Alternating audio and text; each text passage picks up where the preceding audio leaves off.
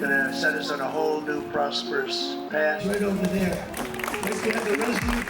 Just a little while ago, the U.S. Supreme Court announced it had struck down President Trump's tariffs. I wanted to be very well behaved. I didn't want to do anything that would affect the decision of the court, because I understand the court. I understand how they're very easily swayed. I want to be a good boy. The vote was 6-3, 3 justices dissenting, and this could affect potentially $170 billion worth of tariffs that have been paid at the borders to the U.S. The court has the ability, if it chooses, to stop collection of the tariffs right now.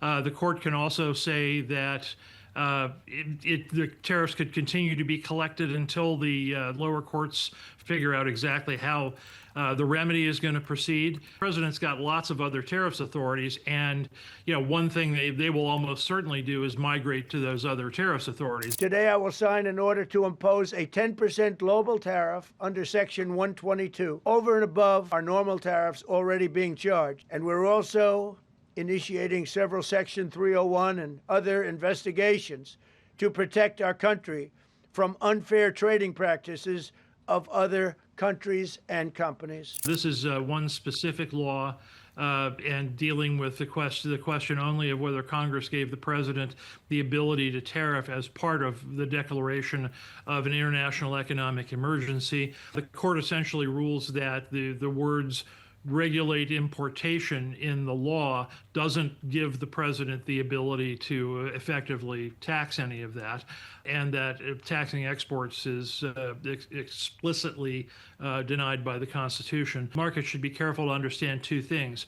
The court is not deciding tariffs are bad. The court is not deciding that the president's other tariff authorities can't be used.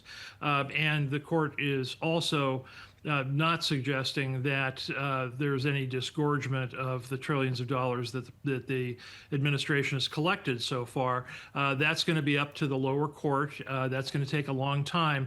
So Trump's got every ability not only to migrate his tariffs over to other tariff authorities that are beyond question, frankly, and also has the ability to ask Congress to fix the IEEPA statute to expressly give him tariffs. I think what the Supreme Court did was really rely on basic constitutional law that tariffs are, in effect, taxes, and the taxing power belongs solely within the U.S. Congress. And unless the Congress, in that statute, which the president relied on, was very clear by stating that the president had the authority under this emergency statute to issue tariffs, that the court was not going to go along with it. It has to be a very clear delegation on tariffs, and it wasn't there. And they found that there was no mention of tariffs in the statute, that it didn't provide the president with authorization. So in effect, I mean, this was almost a textbook classic interpretation of how the Constitution works and should work. This should have been a no-brainer. All the lower courts essentially ruled that these tariffs were unconstitutional under this statute. So I don't see that these three dissents make much of a difference on future rulings. The good news is that there are methods, practices, statutes, and authorities, as recognized by the entire court in this terrible decision, and also is recognized by Congress, which they refer to, that are even stronger than the IEEPA tariffs available to me as President of the United States. And in actuality, I was very modest in my ask of other countries and businesses. We've also been trying to sort of suss out what happens now with the entities that have already paid the tariffs. Does tariff collection at the border stop right now, or does there still need to be, some other kind of policy making on the regulatory level for that to happen? No, I think it should stop right now. The Supreme Court says it's illegal. You can't do it. It should stop immediately.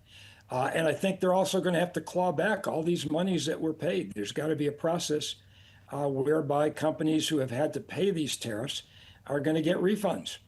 And there's got to be some kind of regulatory process set up to do that. There are people who have been actually betting that the Supreme Court would come out the way it did, and were, in a sense, buying up the right to go back and retrieve these amounts of money. It was kind of a gamble, but as it turned out, a good gamble. You think there will be a regulatory process set up for that tariff repayment rather than it have to go through lower courts? I would think so. I would think that they have no choice at this point. These tariffs were illegal, and certainly those that paid them should receive refunds. Just like you receive a refund from the IRS, they should receive a refund. This refund question, I think, will be one that lingers on. This is a decision that's 170 pages long, so there's lots of nuances here, both from the Roberts decision. It's notable that Amy Coney Barrett wrote a concurring opinion to agree, but there's going to be lots to just go over there, as well as the dissenting opinions from the 3 justices who opposed this decision. So a lot to be worked out there, and this refund process going forward, especially because so many companies have been lining up for refunds, filing preemptive lawsuits for months now, whether they get first in line, if their refunds are a possibility. I mean, I think it's really interesting. We've just talked to 2 people, Terry Haines, who's a policy expert, Nick Akerman, who's a legal expert. One of them said this is going to have to go through the courts, as you mentioned, for the folks to get refunds. Nick thinks it's going to be more of a regulatory rule-making situation that will get these things repaid. Amy Coney Barrett did, in the arguments last fall, she talked about how messy this refund process would be. So she agreed with this opinion, but she wrote a concurring opinion that's still being digested here. So I think that's clearly a sticking point that we're seeing already in this decision, that there's agreement that these tariffs are illegal, but exactly the remedies in terms of this refund question are going to be much more complex. And even though we have this kind of stark ruling on the legality of these IEEPA tariffs, we clearly don't have a lot of guidance on what the refund process is going to be going forward.